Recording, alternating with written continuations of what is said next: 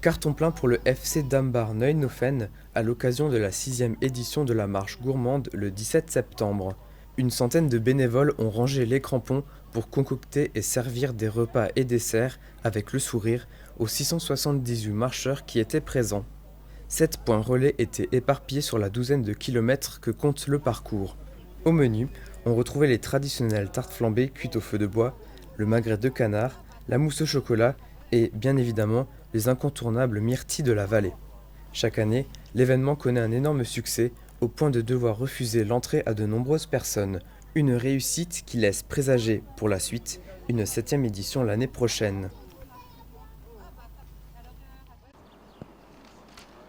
Depuis cet été, les touristes peuvent visiter un nouvel espace, la fabrique à bretzel, sur le site de production Belly. Cette extension du site a été décidée il y a 1 an pour pouvoir ajouter une 6e ligne de production et agrandir l'espace de vente. Et c'est à ce moment-là qu'on s'est dit, mais effectivement, si on crée cet espace boutique-vente, pourquoi pas en profiter pour faire un espace de visite ludique, montrer aux gens ce qu'on fait, comment on le fait, et puis leur faire découvrir aussi le bretzel sous toutes ses coutures. Le parcours commence avec l'histoire et les légendes de la bretzel. Puis, on plonge au cœur du magasin d'antan, à Gumbrechtshofen, que Marcel Belly avait ouvert en 1935. L'histoire avance avec le rachat en 1998 par Édouard Meckert et l'arrivée à Gundershofen. L'odeur de farine et de beurre nous appelle à l'étape suivante. Et puis ensuite, on va terminer sur le tunnel à bretzel, où on a vraiment une vue sur la production, les gens qui travaillent, c'est du live, c'est vraiment ce qu'on voulait faire. Malgré le challenge technique et pour des raisons de sécurité pas évident. 20 000 visiteurs par an sont attendus et exclusivement sur place, ils pourront déguster les dernières créations comme une bretzel au pois chiche ou une autre au chocolat. Un nouveau journaliste reporter d'images rejoint l'équipe de TV3V.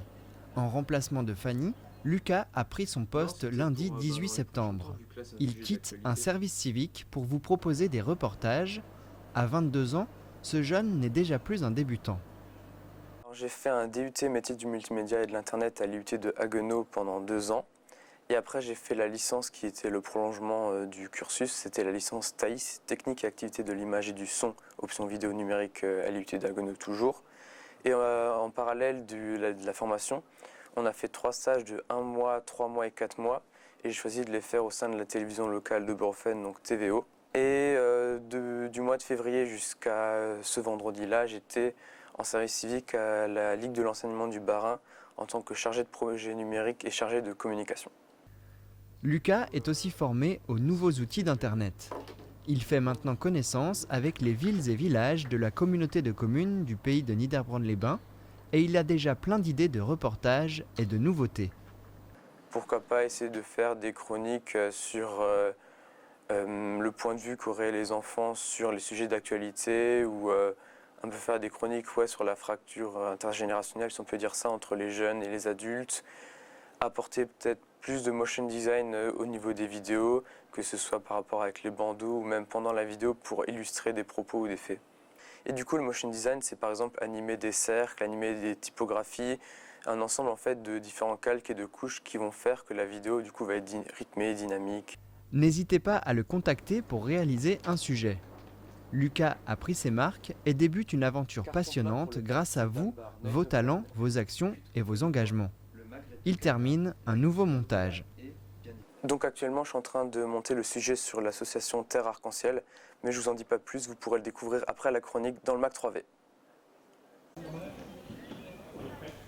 Il n'y a pas d'âge pour découvrir la pêche. L'association agréée pour la pêche et la protection du milieu aquatique, AAPPMA de Gumbrechtshofen, organisait cet été une journée d'initiation pour les enfants. Et puis c'était un peu une volonté dans l'association déjà, puisque ça fait quand même longtemps qu'il n'y a pas grand-chose qui a été fait, surtout pour les enfants.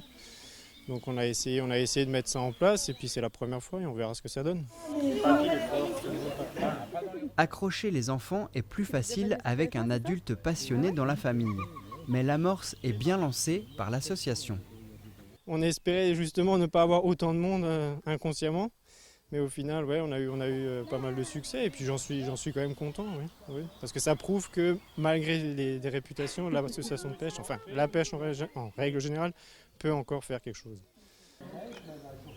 Pour cela, l'AAPPMA peut compter sur les jeunes du comité, bien décidés à dynamiser l'image de la pêche.